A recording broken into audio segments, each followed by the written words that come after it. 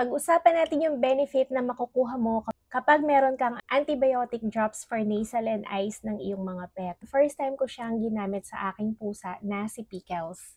Eto si Pickles, pusa ko siya na nasa 5 years old na rin yata kasi 2019 pa namin siya nakuha. So, pakita ko sa iyo yung picture niya before noong hindi pa namin nagagamit yung eye and nasal drops para sa kanya. Ito yung isa sa mga picture ni Pickles, yung kanyang mata, lagi yung merong ganyan. Iniisip ko noon, talagang normal sa kanya na parang nagluluha palagi. Kasi medyo malaki yung mata niya and parang nakaluwa. And pag tinignan mo talaga yung itsura niya, mukha siyang exotic, pero Persian siya.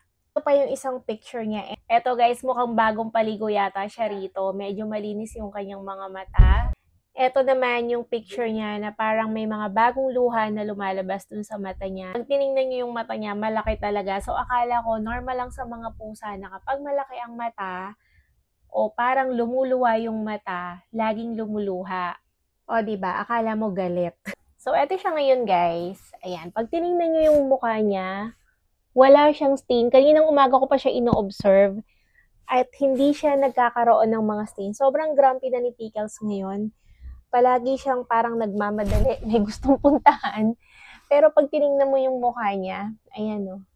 Ayan, pag tiningnan mo, hindi na siya masyadong teary-eyed at nawala yung stain sa mata niya. And second day pa lang talaga namin na naglalagay nitong Casial Pet. Ganito ko siya nilalagyan, guys. Inaakap ko siya tapos medyo iniipit ko yung mga paa para hindi niya ako maitulak basta. Hindi ko kayang magsalita rito habang nilalagyan ko siya kasi ang likot-likot niya and ako lang mag-isa yung naglalagay sa kanya. Ayan, tingnan nyo, nagmamadali talaga siyang umalis. By the way, guys, kung iniisip nyo kung may amoy ba yung ating drops, wala po siyang amoy.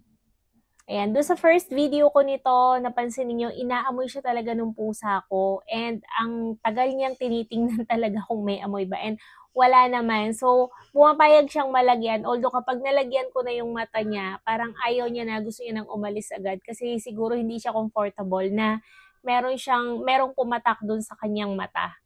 So, yun guys, nandiyan dyan sa yellow basket yung link. Kung gusto niyong subukan yung Casial Pet eye and nasal drops for cats and dogs. Hi!